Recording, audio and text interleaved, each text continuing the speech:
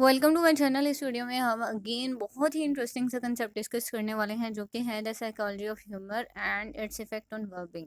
कि किस तरह से आपकी जो ह्यूमर की साइकोलॉजी है या आपकी सेंस ऑफ ह्यूमर जो है वो आपकी वेलबींग को इन्हांस करती है या उस पर इफेक्ट करती है। So basically, psychology of humor explores the cognitive, emotional, and social processes involved in finding things funny and the effect of humor on well-being.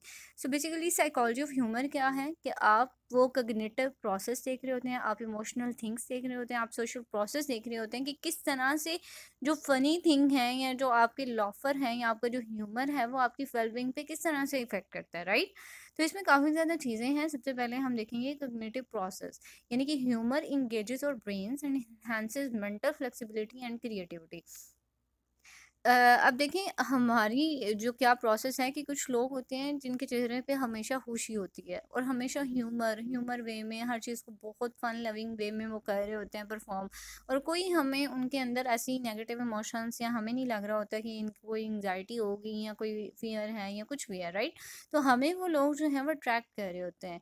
तो बेसिकली ये क्या चीज़ें होती हैं, आपको इससे क्या फ़ायदा मिल रहा होता है कि आपकी अगर सेंस ऑफ ह्यूमर अच्छी है या आप साइकोलॉजी ऑफ ह्यूमर या ह्यूमर में इंगेज हैं तो आपको क्या क्या बेनिफिट्स होंगे।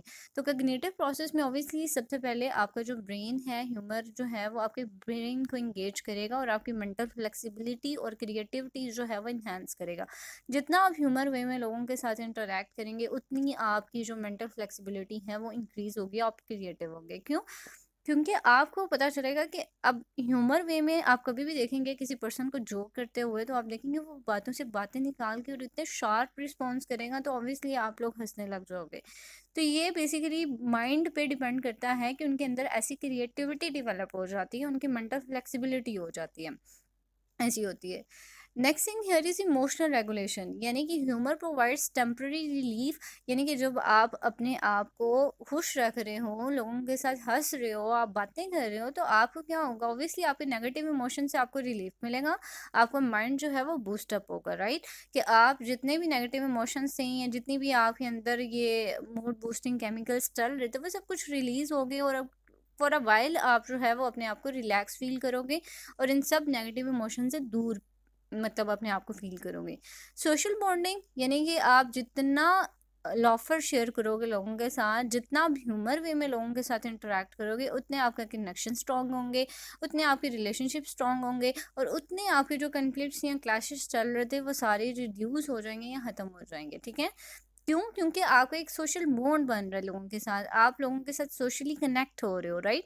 Next thing here is physical and physiological benefits, यानी कि laughter has physical effect such as improve circulation and pain reduction. कि जितना आप लोगों के साथ ह्यूमर वे में इंटरेक्ट करोगे, बातें करोगे, उतना आपकी जो फिजिकल हेल्थ जो है वो स्ट्रांग होगी, आपकी सर्कुलेशन जो है आपकी बॉडी की वो ठीक रहेगी और आपकी जो जितनी भी पेन है वो रिलीज हो जाएगी। कि आप देखें, अब आप सोच रहे होंगे कि किसी के साथ हँसने से हमारी बॉडी किस तरह से चेंज हो रही है, उसकी सर्कुलेशन कैसी हो रही है।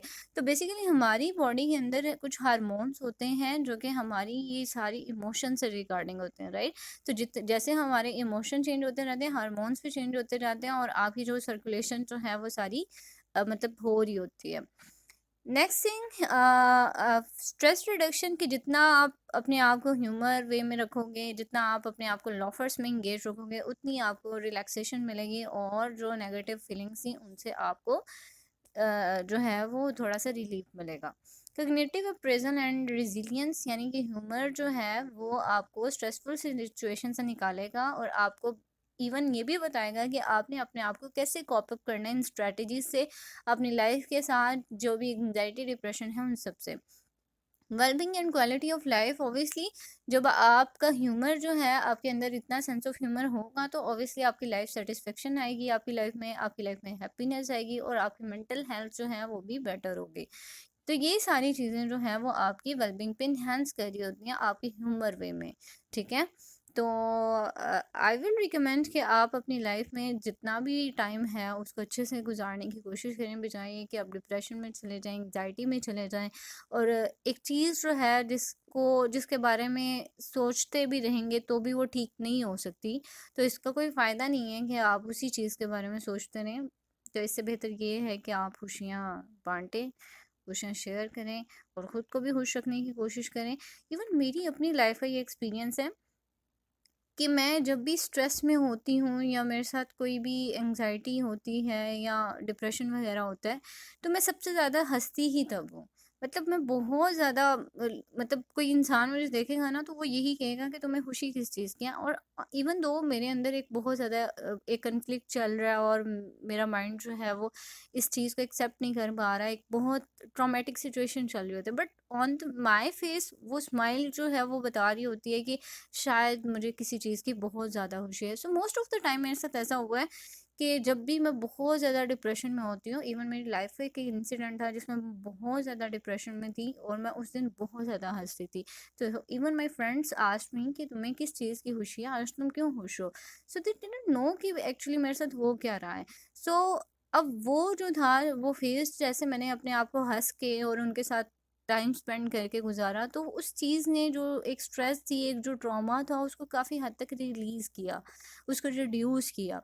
तो ये चीज़ है कि आप अपने आप के साथ एटलीस्ट आपको लॉयल होना चाहिए और अपने आप के साथ इतना सिंसियर होना चाहिए कि आप खुद को हार्म ना करो, और बजाय ये कि आप किसी गलत तरफ जाओ, अपने आप को फिज़िकली अब्यूज़ करने की कोशिश करो, हार्म करने की कोशिश करो, तो बेहतर यही है कि ज़िंदगी जैसी है उसको वैसे गुजारा जाए, हंस के गुजारा जाए। तो ये एक इंटरेस्टिंग सा इजी सा कंसेप्ट था। Still you have any ambiguity, any question, you can ask me in a comment section. So till now, good bye.